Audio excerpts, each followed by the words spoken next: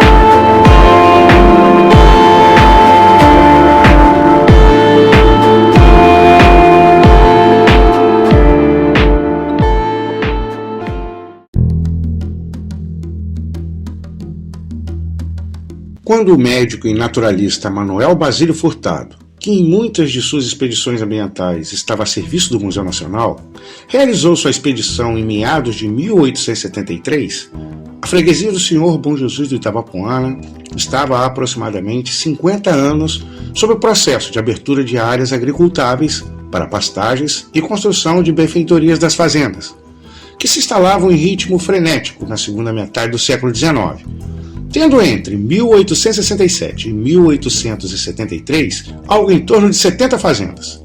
E em 1884 já eram aproximadamente 140 fazendas.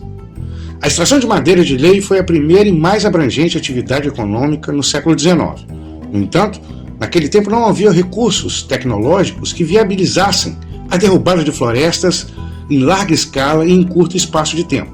Eram apenas dois elementos utilizados nesse processo: o fogo, ateado em grandes áreas, para afugentar espécies selvagens e queimar a vegetação densa entre as grandes árvores, no qual a extração dessas contava tão somente com machados, ressaltando a limitação do período disponível restrito na estiagem. Não haviam serrotes ou correntões tracionados por bois, era tão somente um machado. Concluindo que em 1873, Manuel Basílio Furtado possa ter encontrado mais de 70% da floresta nativa originária existente antes da chegada dos primeiros desbravadores, entre 1822 e 1825.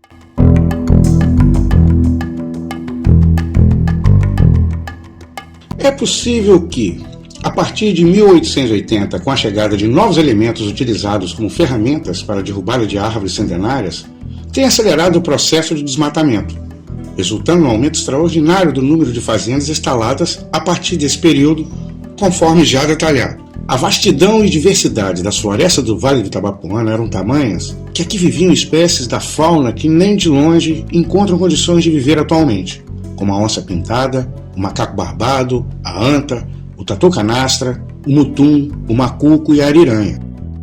Antes da chegada dos primeiros desbravadores no Vale do Itabapuana, por volta de 1822, e também na Serrana do Noroeste Fluminense, consistindo nos municípios de Natividade, Porciúncula e Varriçai, toda a região só contava como habitantes os indígenas puris, coroados e coropós, que viveram por mais de 200 anos vindos do litoral.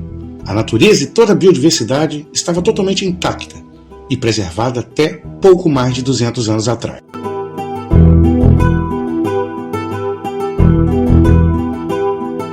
Até a primeira metade do século XX, a fauna do Vale do Itabapuana e das demais regiões do entorno ainda tinha considerado biodiversidade, mesmo com o avanço acelerado do desmatamento, conforme podemos verificar na última onça pintada abatida por caçadores em Varriçai, com imagem extraída do perfil Facebook da historiadora e escritora varriçaiense Isabel Cristina Menezes Deglis Porsche.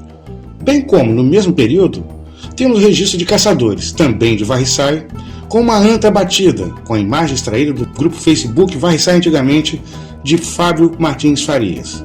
Ambos os registros ocorreram na década de 1920.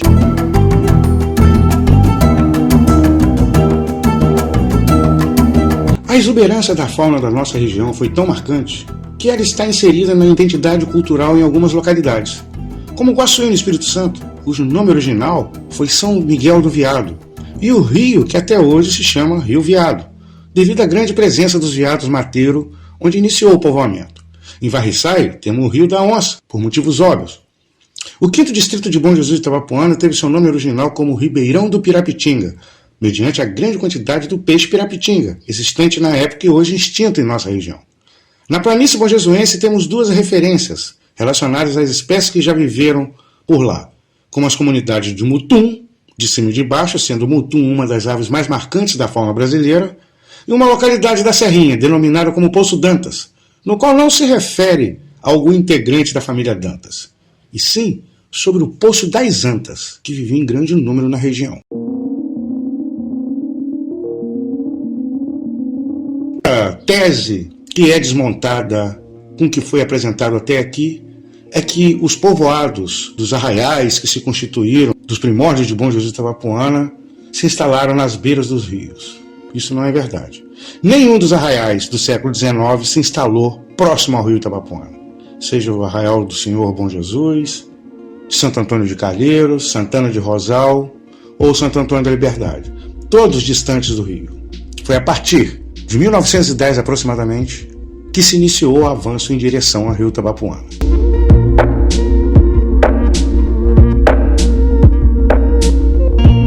Bom Jesus do Itabapuana foi privilegiado com a visita e estadia de um renomado naturalista brasileiro, por quase 3 meses em 1873.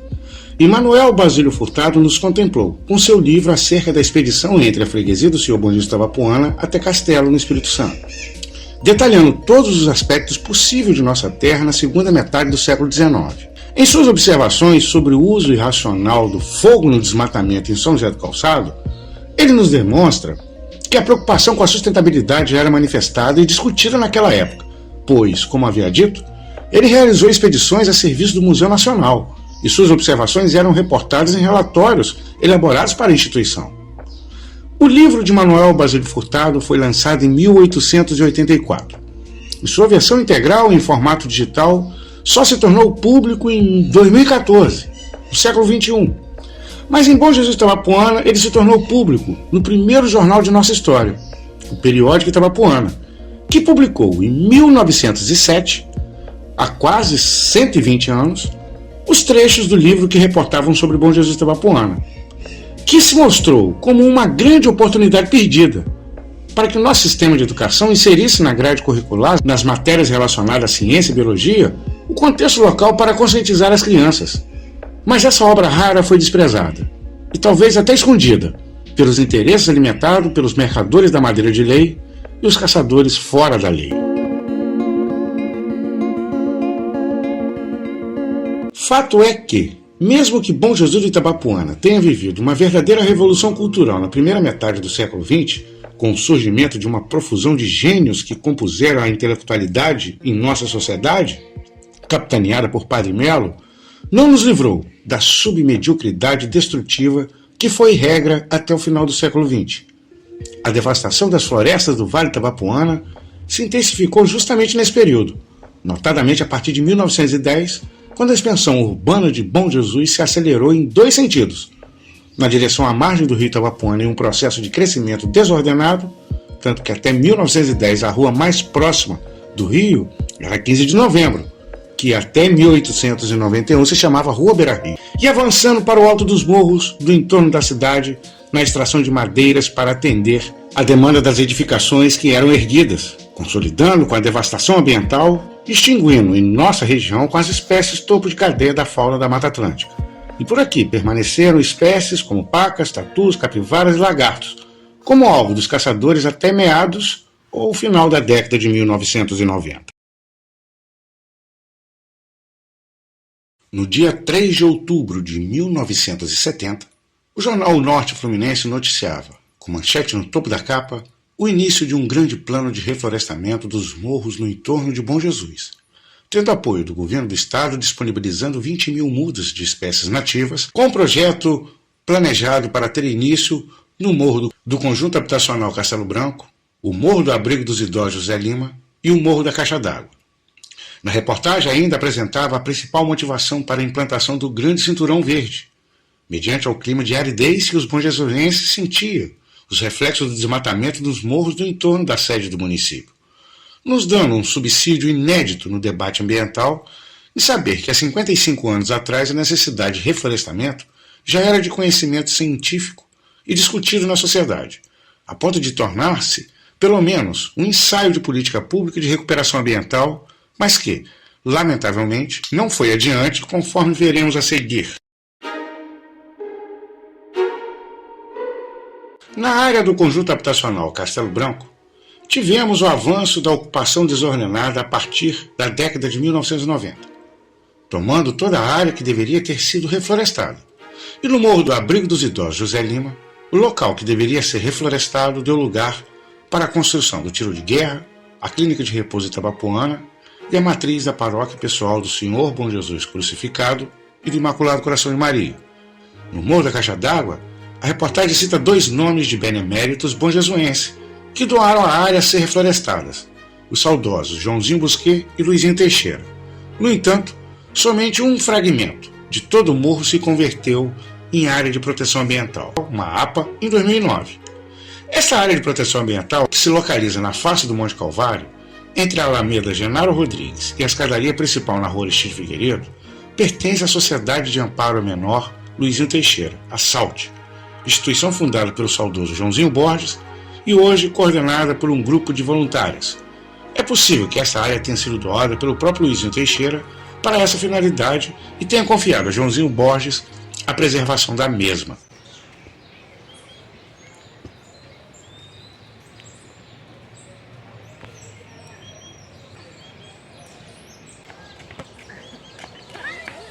amigo.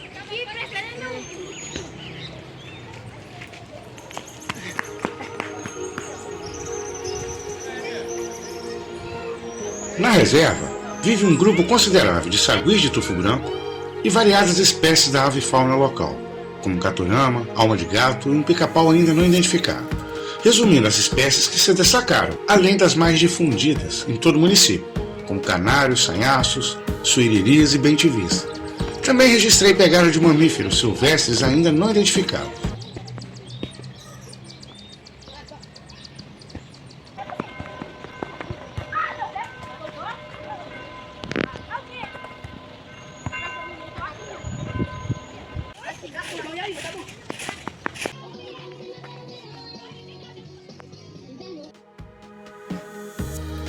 Apesar da APA Luizinho Teixeira ser protegida por lei desde 2009, na prática ela está totalmente desprotegida das consequências resultantes da omissão do poder público e da falta de consciência ambiental por parte da sociedade. Conforme podemos observar, o estado inaceitável da encosta da reserva, praticamente toda tomada pelo lixo, sem sinalização e muito menos qualquer iniciativa de orientação e envolvimento dos moradores do entorno da mesma de como se deve lidar com a presença de grande número de primatas que vivem nela. Dentro do contexto das oportunidades perdidas, temos mais um exemplo que poderia ter inspirado a sociedade: o projeto de reflorestamento urbano não consolidado do legado de Luizinho Teixeira.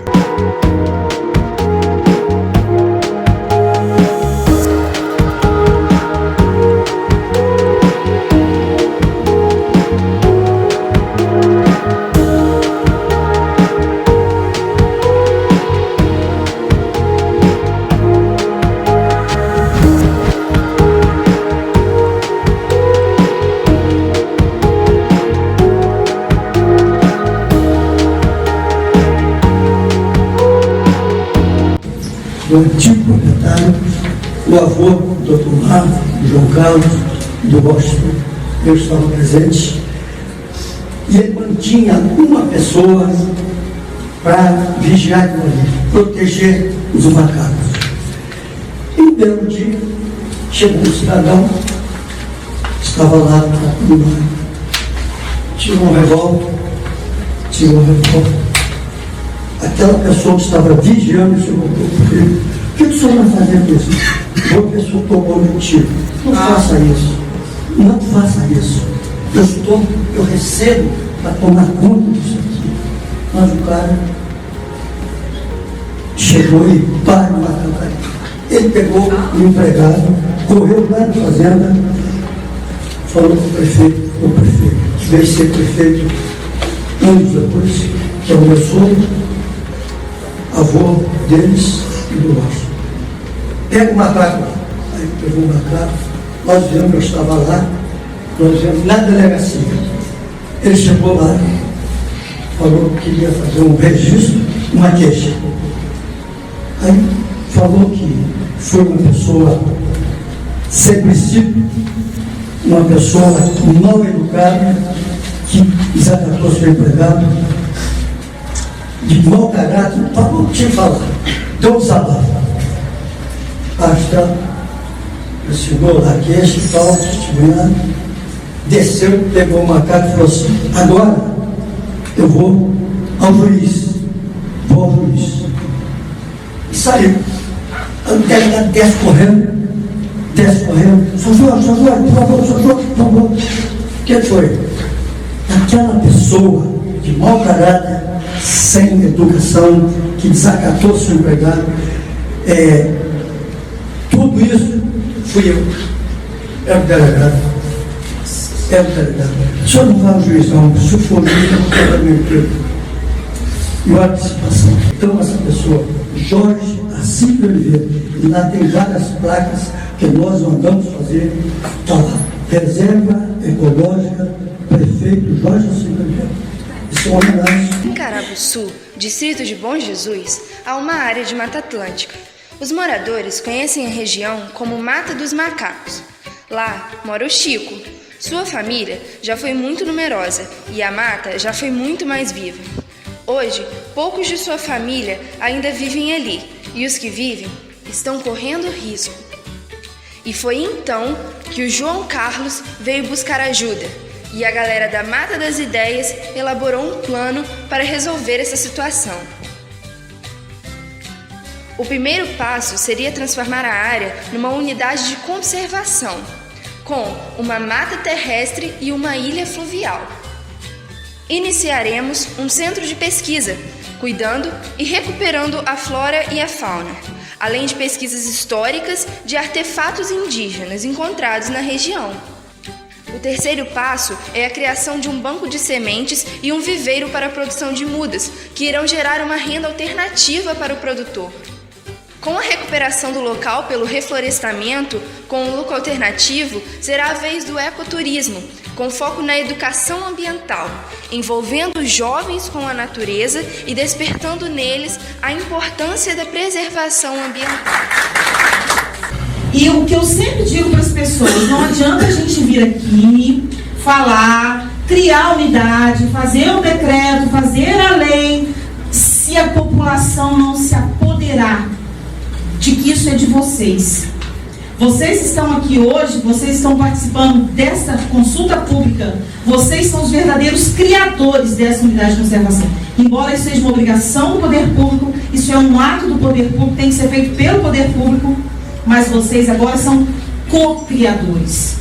Vocês estão criando juntos com o IFE, então vocês têm responsabilidade com isso. E qual é a responsabilidade de vocês? Acompanhar, participar, fiscalizar e colaborar.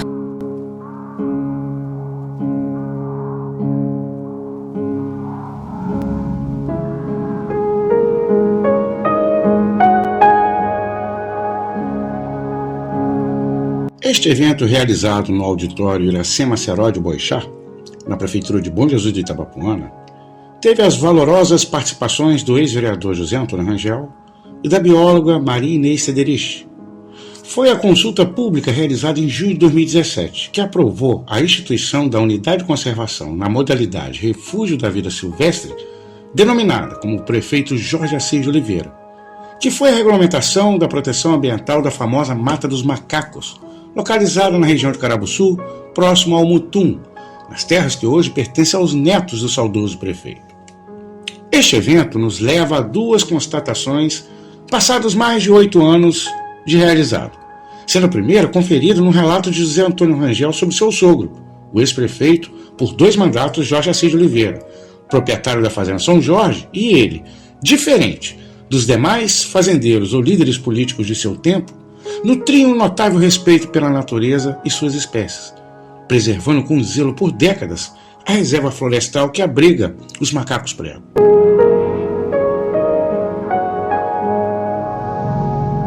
A segunda observação se dá na participação da professora Maria Inês, quando ela alerta aos presentes sobre o papel fundamental da sociedade na consolidação do projeto proposto na criação da unidade de conservação. A constatação que chegamos é que tanto a sociedade como o poder público falharam nessa empreitada, pois nada mudou depois da instituição da unidade de conservação, exceto por parte dos netos de Jorge Assis, que mantêm o legado do avô e preservam a floresta até hoje. Esses macacos pregos precisam de atenção especial, mesmo estando vivendo em uma reserva florestal que foi ampliada, pois há mais de 50 anos que eles se acostumaram a receber alimento das mãos dos humanos. Porém, o fluxo de visitantes que levam alimentos para eles diminuiu muito na última década. E mesmo que na reserva que eles vivem tenha a alimentação necessária, eles não aprenderam a buscar alimentos na natureza integralmente. Eles sempre tiveram frutas que não são espécies nativas para alimentá-los.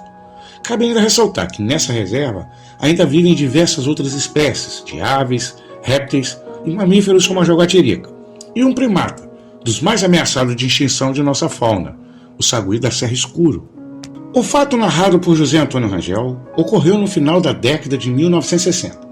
Naquele tempo, Bom Jesus de Itabapoana contava com um relevante personagem da elite política e econômica, que já havia exercido seu primeiro mandato como prefeito.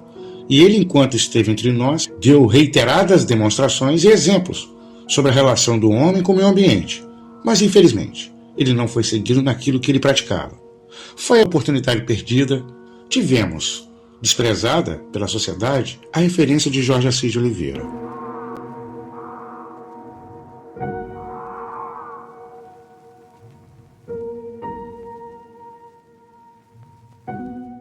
Na passagem da década de 1980 para a de 1990, Bom Jesus de Itabapoana, em toda a sua extensão territorial, se submeteu a um profundo e radical processo de rearranjo demográfico entre os distritos na zona rural e a sede no perímetro urbano.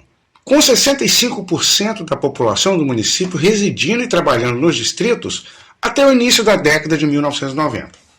E atualmente, 70% da população burgesuense reside na sede, 30% nos distritos. E muitos moradores desses distritos da planície trabalham na sede, tendo nesse contexto dois fatores, o social e o econômico, como os mais relevantes. No campo social, tivemos nesse período o fim do ciclo dos grandes fazendeiros patriarcas, que viviam integralmente nas propriedades que eram caracterizadas pela diversidade das atividades produtivas. Todas as grandes fazendas que se mantinham até o final da década de 1980 produziam variados produtos agrícolas em grande escala, notadamente café, milho e arroz, associado à pecuária leiteira e de corte, além das culturas de subsistência como frutas, legumes, hortaliças e mandioca. Não havia nenhuma grande fazenda que atuava somente em um segmento. A monocultura inexistia naquele período. E isso fazia com que grande número de pessoas vivessem na zona rural para encampar as variadas frentes de trabalho. Com a morte desses patriarcas, suas grandes propriedades foram fragmentadas entre os herdeiros, e considerável parte desses beneficiados foram se desfazendo de suas terras, integralmente de imediato ou gradativamente ao longo dos anos. A maioria dos herdeiros dessas grandes fazendas já viviam na sede do município ou nos centros urbanos fora de Bom Jesus. Se formaram em profissões distantes da vida rural, e esses que mantiveram suas propriedades passaram a adotar exclusivamente a pecuária, para não ter o tempo tomado da atividade rural em conflito com a vida urbana. A consequência dessa transformação foi a drástica redução de oferta de trabalho no campo e no avanço do desmatamento para abrir áreas de pastagens, iniciando então o processo de inversão do eixo demográfico dos municípios, com trabalhadores rurais migrando para a sede em busca de oportunidade de emprego.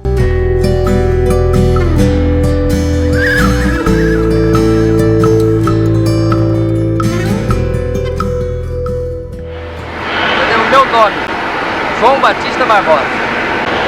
Eu era o chefe da máquina. Levava a máquina 7. Levava 15 carros vazios e trazia 9 carregados.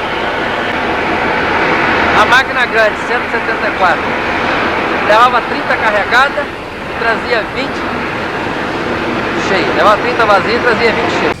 Essa máquina...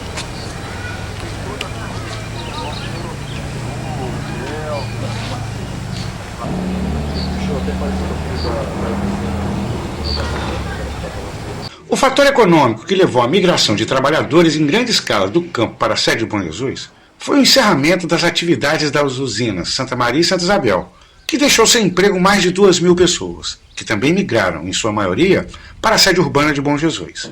A usina Santa Isabel situava-se integralmente em território bonjesuense e gerava mais de 600 empregos, tendo suas atividades durado aproximadamente 45 anos. A usina Santa Maria foi inaugurada no final do século XIX, empregava mais de 1.500 pessoas, com suas terras se localizando em território bonjesuense campista. Ambas as usinas pertenciam à família do patriarca Jorge Pereira Pinto e encerraram suas atividades, em definitivo, em 1988 e 1990, respectivamente.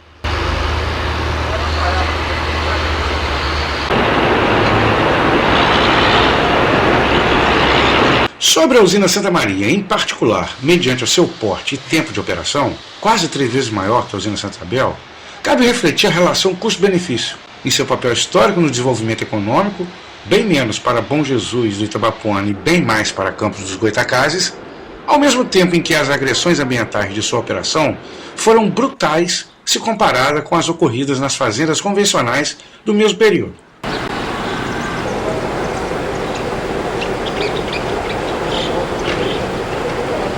Como qualquer usina de cana-de-açúcar do século XX, durante quase 100 anos, a usina Santa Maria desmatou ininterruptamente, abusou dos recursos hídricos na irrigação dos gigantescos canaviais, a cada colheita era precedida da queimada da palha da cana, o descarte da vinhaça no solo, mananciais e cursos hídricos, e no uso de agrotóxicos. Como resultado desse festival de agressões à natureza, herdou-se um ambiente devastado, sem diversidade da flora, por consequência da fauna, o solo degradado e empobrecido que inviabiliza a agricultura e torna a atividade pecuária menos rentável do que o normal.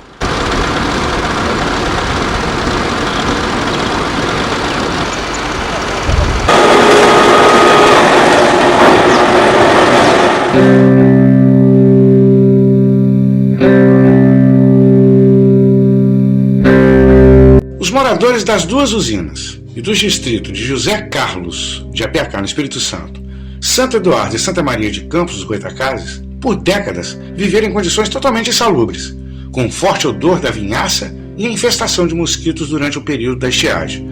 Pelo menos 2 gerações de Santo Eduardo, principalmente, viveram sob este ambiente hostil, sem perspectiva de um dia ser como hoje, desde 91, quando as atividades da usina se encerraram em definitivo.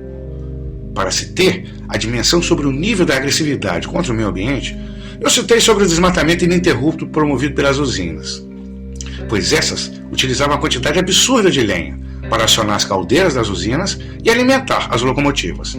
Observe nas imagens da usina Santa Maria, em 2 vídeos extraídos do canal YouTube Memória do Trem, com registros da usina ainda em atividade em outubro de 1988 e agosto de 1989.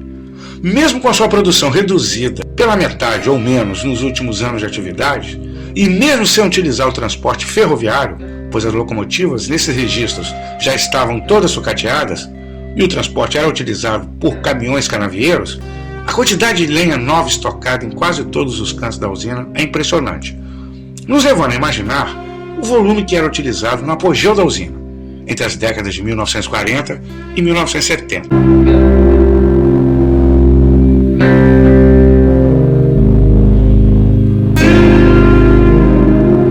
Outro detalhe observado no vídeo de 1989 é a presença de madeiras de demolição estocada no meio da lenha extraída das árvores de madeira de baixo valor do mercado. Salientando que nos 2 vídeos, o amontoado de lenha tem coloração clara, indicando se tratar de madeira recém-extraída do que ainda restava de reservas florestais na região. E era tanto que estava se acabando que a gestão da usina passou a procurar lenha através de madeiras de antigas edificações da zona rural ou zona urbana de Bom Jesus e região.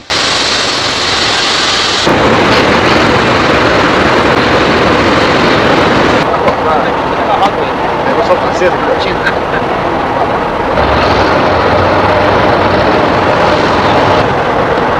deve complicar de outra coisa.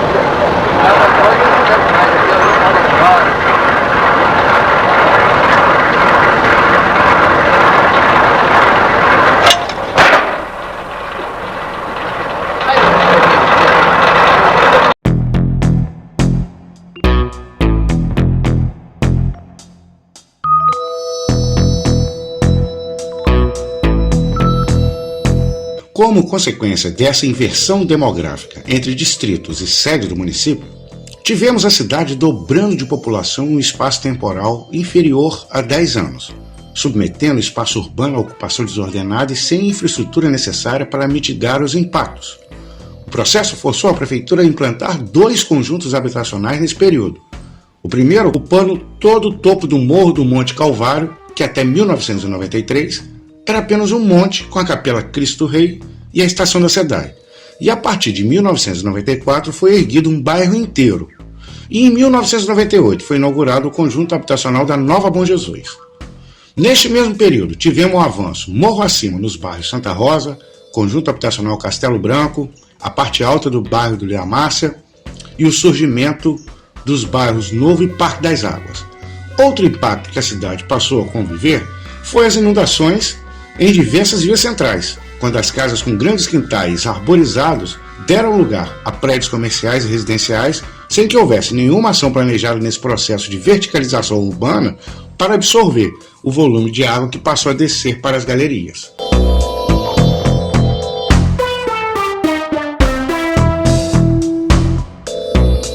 Além desses avanços desordenados nos morros das cidades, ainda tivemos o surgimento de dezenas de loteamentos sem nenhuma infraestrutura prevista em lei, como calçamento, drenagem e tratamento de esgoto.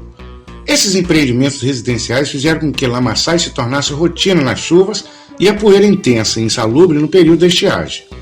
Os impactos ambientais foram brutais no rio Itabapoana, que passou a receber esgoto sem tratamento em quantidade muito acima dos níveis aceitáveis, e a lama produzida pelos loteamentos irregulares vinda pelas galerias impactando no assoreamento do leito do rio, acarretando no desaparecimento de diversas espécies da fauna aquática, como lagosta, robalo, tainha, dourado, peixe-flor, cascudo raspa-pedra, sairu e acará.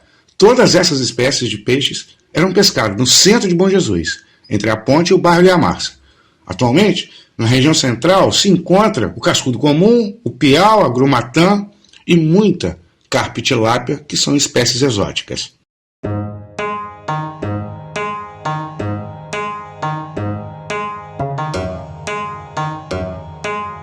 Inversamente ao impactado na sede do município, na zona rural bonjesuense tivemos o esvaziamento demográfico, com mais da metade dos moradores migrando para a sede ou para outros municípios.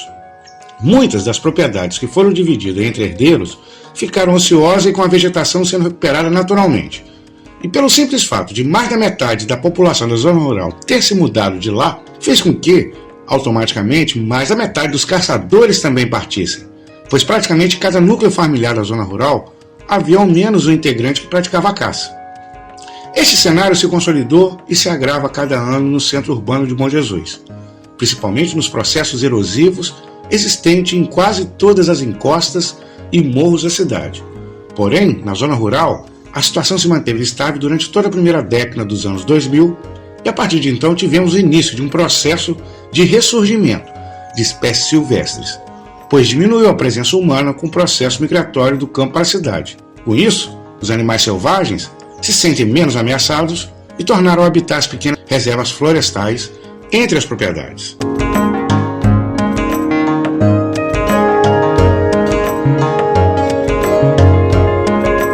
Na última década tivemos um aumento substancial na presença de animais silvestres no Vale do Itabapoana e na região noroeste fluminense, inclusive com inúmeros registros de espécies na fauna no centro urbano de Bom Jesus do Itabapoana e Bom Jesus do Norte. Muitas espécies que estavam extintas em nossa região voltaram a viver aqui, principalmente no curso da bacia do Itabapoana. E esse fenômeno tem explicações em dois fatores. O primeiro fator foi a abertura do Portal Capixaba do Parque Nacional do Caparaó, onde 70% de toda a reserva fica no Espírito Santo. E o acesso estabelecido em 1997 resultou na implantação do trabalho de fiscalização e conscientização de todas as comunidades capixabas no entorno do parque, eliminando quase que por completo com o desmatamento e a caça predatória na maior parte da reserva, que antes era desprotegida. O segundo fator foi a promulgação do Código Ambiental em 2012, estabelecendo um marco regulatório da preservação da natureza, como a criação de áreas de proteção permanente, as APPs, nas margens dos rios, que, apesar de estar bem distante do cumprimento na plenitude, o pouco que já foi recuperado é suficiente para a criação de corredores de biodiversidade praticamente em todo o percurso do Itabapoana até chegar em Bom Jesus sede.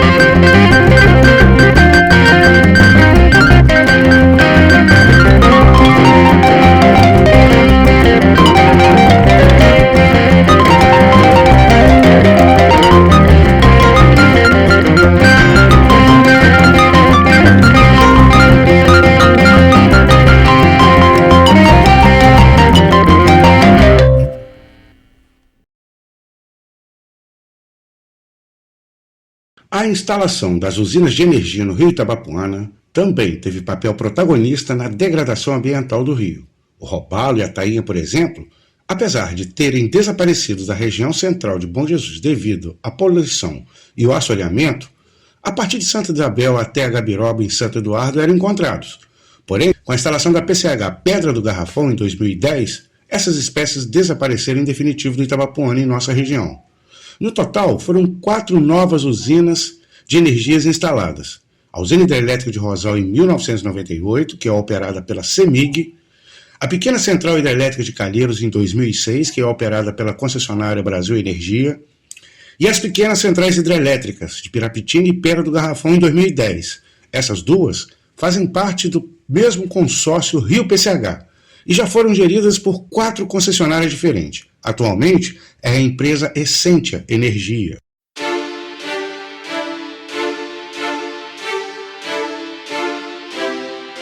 Juntas, essas 4 usinas de energia impactaram em aproximadamente 15 quilômetros de trecho de vazão reduzida, onde a calha do rio praticamente seca na estiagem, e outros 50 quilômetros aproximadamente de água parada em reservatórios, alterando brutalmente com as características pluviais e microbiológicas do rio, que, por consequência, impacta nas espécies da fauna aquática. Além dos impactos, nem de longe, as concessionárias cumpriram com as contrapartidas ambientais previstas em contrato. Não houve o reflorestamento dentro da dimensão prevista, fiscalizações ambientais inexistentes, regulamentação de áreas do entorno dos reservatórios, as vazões reduzidas que no período de estiagem deveria garantir no mínimo 30% do volume original da calha do rio Itabapoana e, se muito, garante 10%. Associado aos fatores elencados, temos o fato de Bom Jesus do Itabapoana ter o pior fornecimento de energia elétrica em todo o estado do Rio de Janeiro, o que só faz agravar o estado de indignação da sociedade.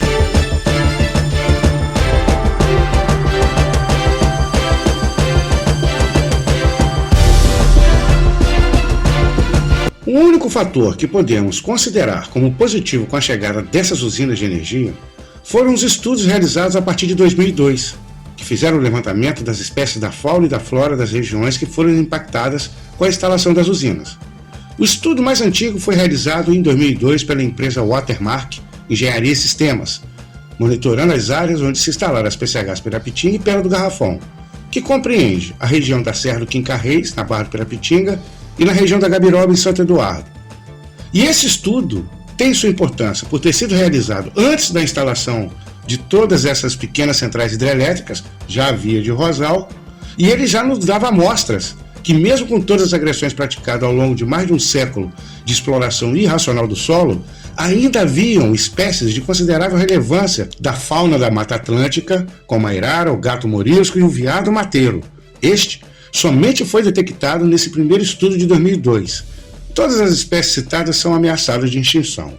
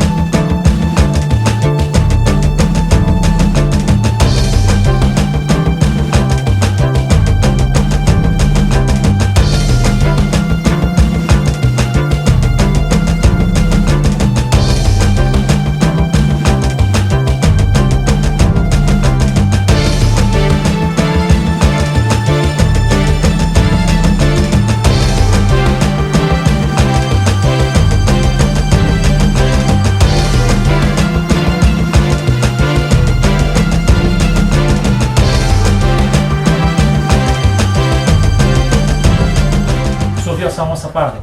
Ah, tá. Mas aí na pescada que tava fazendo, aí ela atravessou sobre a pedra. Quando ela pegou e atravessou, ela subiu. Assim que ela subiu, ela banhou a trilha dela e foi. Mas ela é uma só.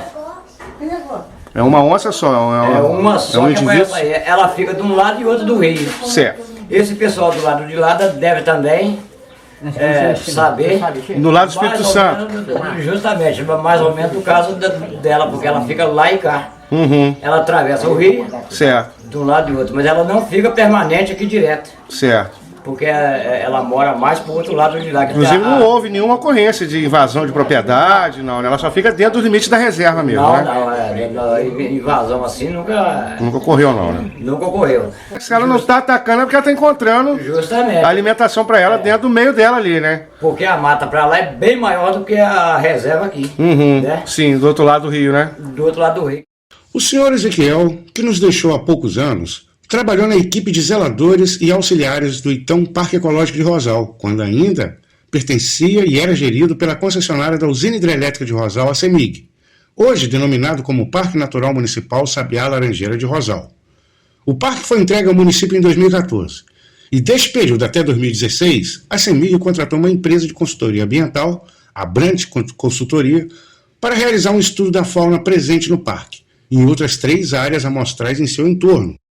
Trata-se do estudo mais abrangente no que diz respeito a registro de imagens incorporado ao relatório, além de ter monitorado nas 4 áreas amostrais a região com a maior cobertura florestal em todo o Médio e Baixo Itabapoana, com grandes reservas originárias e 2 unidades de conservação. A área amostral 1, localizada em Guaçuí, no Parque Ecológico Enzo Fasoli, na margem esquerda da rodovia ES 297, entre a Irituba e o trevo de Guaçuí e Varriçai, estando muito próximo a esta unidade de conservação uma grande reserva originária. A área amostral 2 é o Parque Natural Municipal Sabiá Laranjeira de Rosal. A área amostral 3 é a grande reserva que abrange os municípios de São José do Calçado e Guaçuí, localizado próximo ao assentamento Florestan Fernandes. E a área amostral 4 se localiza em Varriçai, muito próximo ao Parque Natural Municipal Sabiá Laranjeira de Rosal. É uma região com vegetação predominantemente de plantações de café, com pequenos fragmentos de Mata Atlântica. As 4 áreas amostrais são próximas entre si, e em uma região também próxima ao Parque Nacional do Caparaó.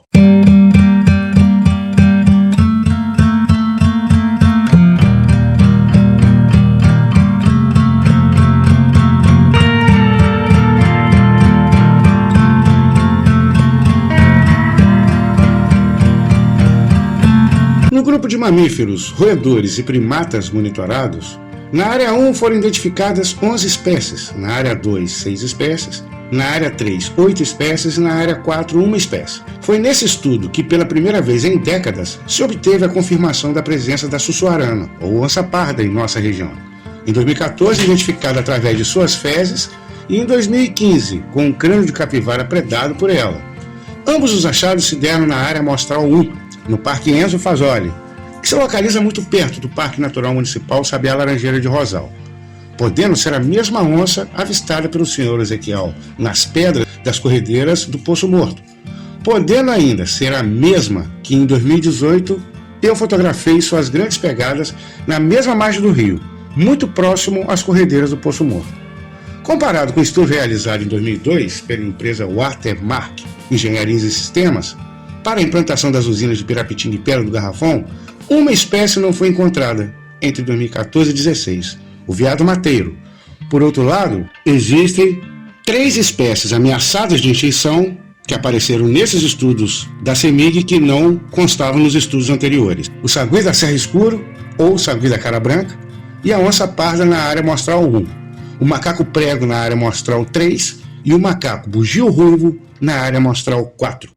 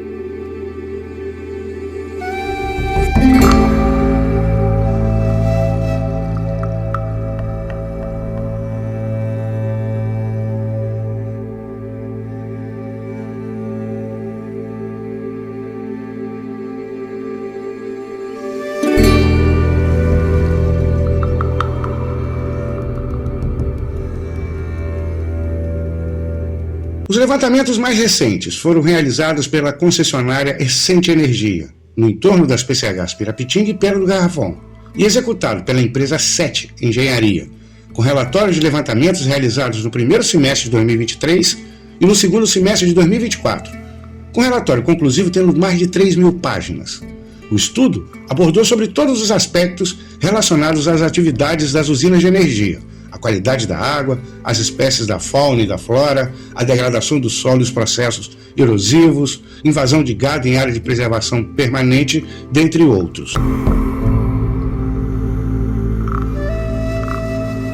O relatório apresenta espécies ameaçadas de extinção que foram apresentados nos relatórios anteriores, como o gato-morisco, sagui da Serra Escuro, sagui da Serra Claro e a onça parda. E apenas uma espécie que ainda não havia sido identificada nos levantamentos anteriores é o primata sauá, também conhecido como guigó, macaco lindo ou titi mascarado. No caso, o registro se deu no entorno da PCH Pedra do Garrafão. Por outro lado, este relatório de 2024 é o mais abrangente no levantamento da ave-fauna do Itabapoana, identificando mais de 320 espécies de aves, sendo a maioria absolutas típicas da Mata Atlântica. Importante ressaltar que esses levantamentos de todos esses estudos, em 2002, 2014, 2016 e 2023-2024, se deram exclusivamente nas áreas do entorno das usinas de energia, ficando de fora regiões com diversidade da fauna, como a Serra da Boa Vista, Serônia e Pedra Branca, na Serrana Bom-Jesuense, as serras do Tardém e do Jacó, na planície Bom-Jesuense, cujo registros e relatos de moradores temos considerável diversidade de espécies vivendo nas parcas reservas florestais ainda existentes. Fato é que esses relatórios juntos oferecem valiosos subsídios para que a comunidade acadêmica e literária bom-jesuense elabore uma compilação de dados sobre nosso meio ambiente e assim converter em livros didáticos para as escolas em todos os níveis, pois trata-se de material rico em detalhes e todos disponíveis gratuitamente para análise.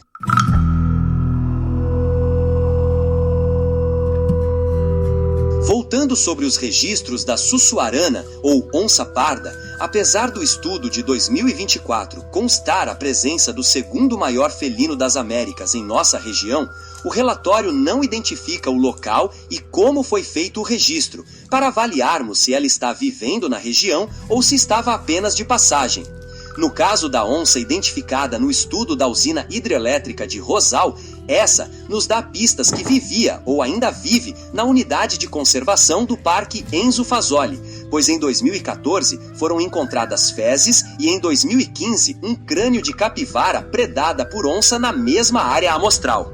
Nas colinas da Serônia também podemos considerar a hipótese de termos uma onça parda vivendo nas reservas de altitude, mediante ao registro fotográfico da amiga pirapetinguense Arlete, que fotografou marcas de ranhuras feitas por uma sussuarana em uma goiabeira, indicando a demarcação de território, podendo também ser indicativo da existência de outra sussuarana, pois se temos uma demarcando o território, é sinal que ele está mostrando para outra onça se faz presente. Por outro lado, tenho outros registros de pegadas em calheiros que só ocorreram entre julho e agosto, sem nenhum vestígio de restos de alimentos ou demarcação de território, podendo ser casos de indivíduos que estejam apenas de passagem. Temos neste cenário algumas espécies que são exóticas, originárias e típicas de outros biomas, e não da Mata Atlântica, no qual apresento neste documentário 5, classificadas em 2 grupos, as espécies introduzidas pelo homem e as que migraram por fatores relacionados à perda de cobertura florestal. Entre os classificados como introduzidos estão o sagui de tufo branco, muito comum em áreas arborizadas nos centros urbanos, inclusive muito disseminado em Bom Jesus, e o corrupião, que está cada vez mais presente na zona rural. Ambas as espécies são típicas da Caatinga e foram introduzidas na região sudeste através do tráfico de animais silvestres que ocorria largamente até a promulgação do Código Florestal Brasileiro, com muitos caminhoneiros obtendo renda extra com o transporte dessas espécies do Nordeste para no Sudeste serem criados em cativeiros. E posteriormente esses animais foram sendo soltos na natureza, se adaptando seja no ambiente urbano ou rural. O alarmante é o aumento da população de saguis de tufo branco, podendo da cidade esses migrarem para reservas florestais na zona rural. Sendo esta espécie um dos fatores relevantes que ameaçam os saguis da serra, o escuro ou claro, de extinção, pois os machos da espécie invasora acasalam com as fêmeas dos saguis da serra, promovendo a descaracterização genética desta espécie, que é nativa da Mata Atlântica com distribuição nos estados da Bahia e Espírito Santo predominantemente na região noroeste fluminense. As demais espécies classificadas como migratórias ou invasoras são o tucano-toco ou tucano-sul, o lobo-guará há aproximadamente 10 anos, e mais recentemente a gralha do campo, ambas as espécies típicas do Cerrado. No caso, o tucano-sul e do lobo-guará também têm recorrência no Pantanal.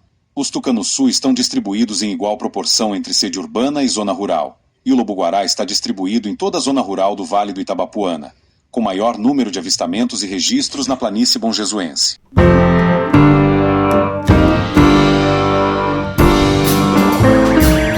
Mesmo com este cenário que se apresentou até aqui, com o retorno e repovoamento da fauna nas florestas, propriedades rurais e margens do rio Ipabapuana, até o presente momento, não há relatos dentro do território bonjesuense de graves conflitos entre produtores e predadores selvagens, como a jaguatirica, o gato morisco e a onça parda, salvo os casos comuns de lagartos atacando ninhos de galinhas nos terreiros.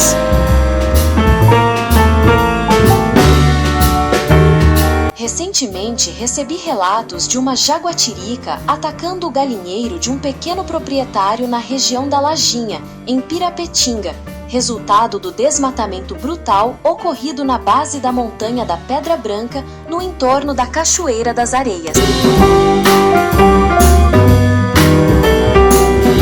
O conflito considerável, grave, se encontra na planície bonjesuense, nas propriedades próximas ao rio Itabapoana, no qual recebi relatos de alguns produtores de leite que as capivaras destruíram as plantações de cana de milho destinadas ao tratamento complementar das vacas, com um desses proprietários detalhando que em um dia ele viu em seu canavial mais de 50 capivaras.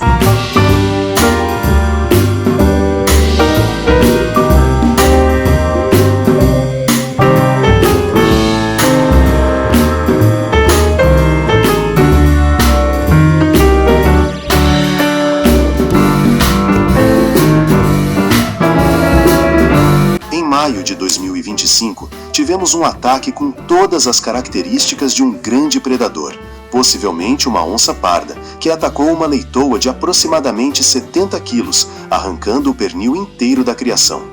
O proprietário, quando me enviou o vídeo, desconfiava se tratar de um ataque de cães de rua. No entanto, cães domésticos e até selvagens que vivem no Brasil não têm o instinto e o porte de um predador para atacar uma presa com mais de 70 quilos e bastante ágil, por maior que seja o cão doméstico de rua. Se este estiver faminto a ponto de atacar uma leitoa de seu tamanho ou maior, ele estará em estado de desnutrição, estará sem forças para arrancar um pernil inteiro da porca.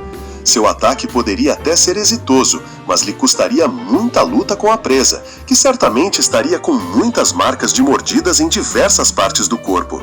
Se fosse vários cães domésticos de rua, a leitoa estaria com mais marcas de mordidas. No entanto, o ataque foi cirúrgico, certeiro, com o predador contando com dentes afiados o suficiente para amputar a presa e com suas garras lhe dando suporte no dorso da leitoa. Somente 2 predadores têm esta eficiência em um ataque com este resultado: a onça pintada, que teria forças para levar a leitoa inteira, e a onça parda, que não alcança 70 quilos, portanto não tem forças para abater e carregar uma presa inteira deste porte. Seus dentes extremamente afiados e suas garras poderosas lhe deram um pernil inteiro, proporcional à sua força. Um detalhe: esta ocorrência do primeiro semestre de 2025 se deu em uma propriedade distante apenas 5 quilômetros da Praça Governador Portela.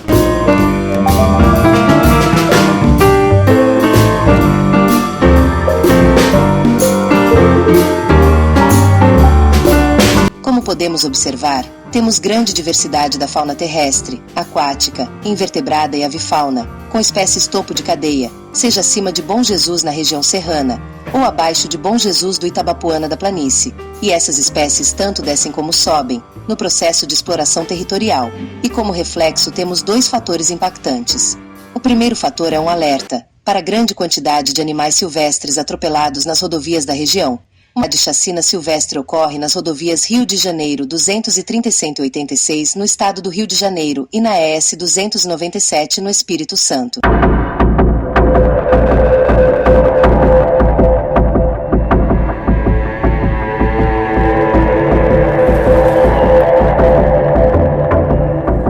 O segundo fator se dá na presença cada vez maior e mais variadas de espécies da fauna na sede urbana de Bom Jesus do Itabapoana. Os registros de internautas são recorrentes, e o destacamento do Corpo de Bombeiros tem tido aumento de ocorrências de captura de animais silvestres, na maioria dos casos gambás e jiboias que adentram em residências.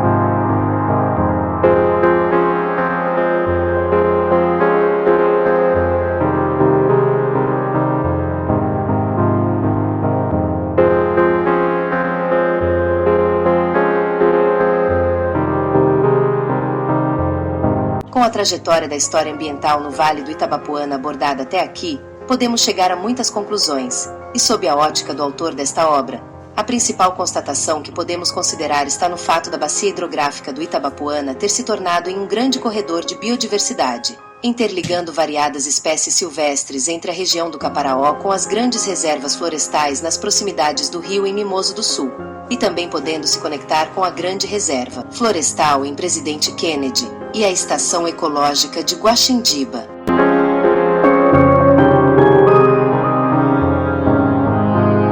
O alerta necessário para a sociedade e autoridades é que as duas Bom Jesus estão praticamente no meio do percurso deste corredor de biodiversidade, e temos acima na região do Caparaó o aumento da presença da fauna mediante ao processo de recuperação ambiental que as cidades da região vêm promovendo, como Guaçuí, Espera Feliz, Dores do Rio Preto e Ibitirama. E abaixo temos em andamento o projeto do Megaporto Central de Presidente Kennedy, cujo impacto ambiental pode resultar em um processo migratório de espécies rio Itabapoana acima.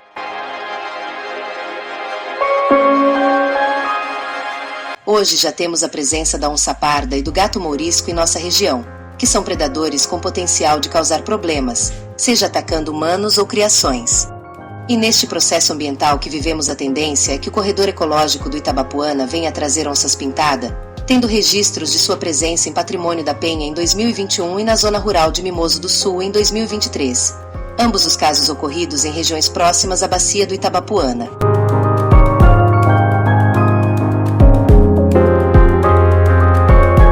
São muitos os sinais que a sede urbana de Bom Jesus do Itabapoana convive com os reflexos do desequilíbrio ambiental, seja na poeira intensa, nos insetos e até em um conflito entre pardais e o restaurante do Chopin, que depois de 20 anos de atividades precisou providenciar um tratador para os pardais, mediante a quantidade descontrolada dos pássaros invadindo o interior do restaurante, seja nos compartimentos dos alimentos ou nas mesas avançando nos pratos dos clientes, salientando que a população de pardais sofreu grande redução nos últimos anos.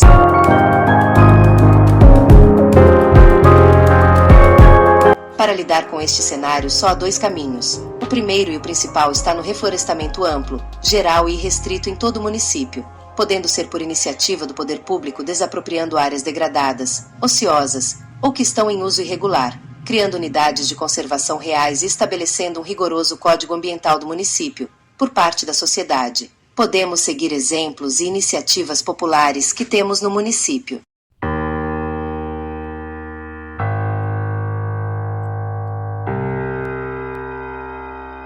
Entre as iniciativas populares que se destacam, temos em Carabuçu o formidável exemplo dos descendentes do prefeito Jorge Assis de Oliveira, que não só preservam a Mata dos Macacos, como ampliaram a reserva florestal e autorizaram a constituição da unidade de conservação, notadamente um dos netos de Jorge Assis, Washington Assis, que devolveu mais de 10 alqueires para a natureza.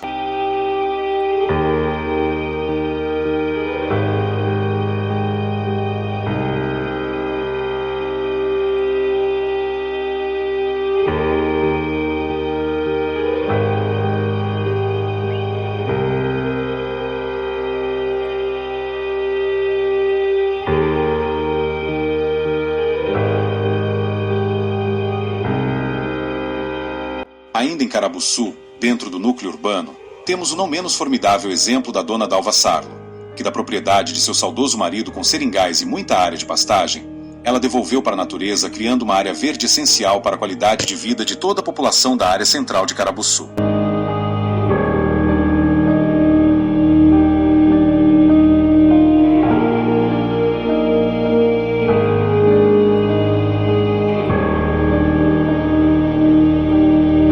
Bom Jesus, sede do município, temos como exemplo de preservação ambiental nos saudosos Nelo Coutinho e Luizinho Teixeira.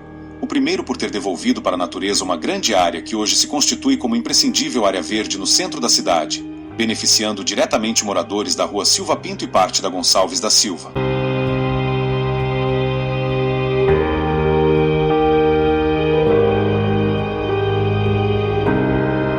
E o segundo com legado na área de proteção ambiental do Monte Calvário, inserindo também neste contexto os moradores do entorno da Reserva Ecológica Jatobá, no bairro Jardim Valéria.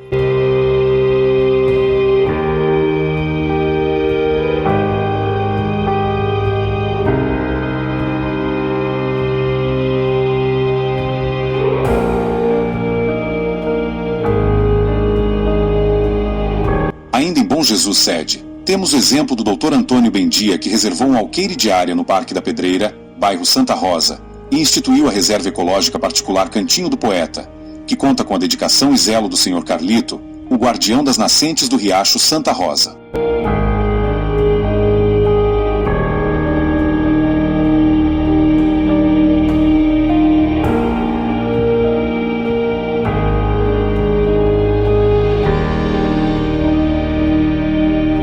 Na Serra do Bonfim, a aproximadamente 2 quilômetros do bairro Soledade, temos o magnífico exemplo do Sr. José Francisco Mascarenhas, que fez de sua propriedade rural um santuário ecológico, preservando a mata nativa que protege as nascentes do riacho Soledade, além de servir de abrigo de inúmeras espécies da fauna e da flora, preservando a natureza com notável intransigência.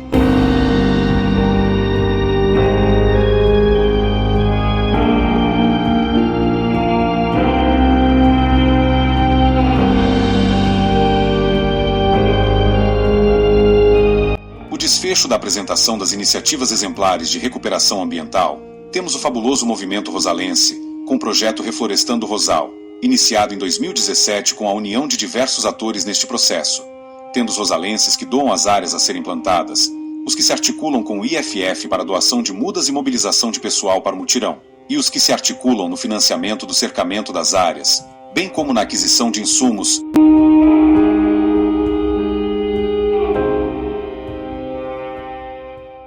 O mais importante deste projeto rosalense está no envolvimento da sociedade e dos alunos das escolas locais, que em todos os mutirões de plantio conta com a participação deles.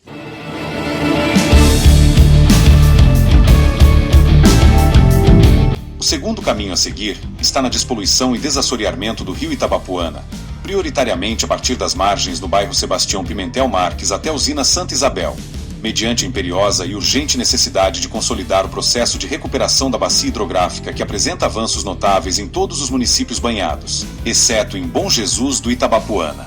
Trata-se de uma missão com dupla finalidade simultaneamente: assegurar a qualidade da água para o retorno de mais espécies da avifauna, como já temos observado as presenças de biguás, biguatinga, martim pescador, maçarico solitário e socós, pois com a chegada dessas aves aquáticas, é um indicador biológico anunciando o retorno de espécies de peixes, contemplando os pescadores do Itabapuana.